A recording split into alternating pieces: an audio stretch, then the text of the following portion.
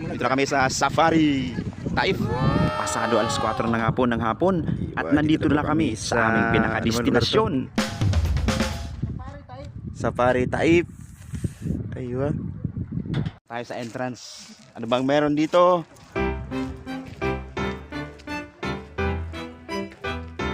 Discover natin. Mag-enjoy ba tayo dito o maboboring?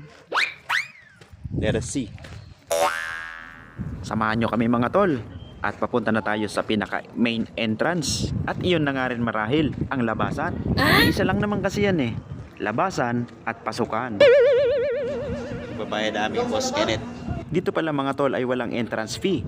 Kailangan lang namin bumili ng card na naglalaman ng pambayad sa lahat ng uri ng rides. At bumili po kami ng card na may lamang 350 real. Safari. And finally mga tol, nandito na nga kami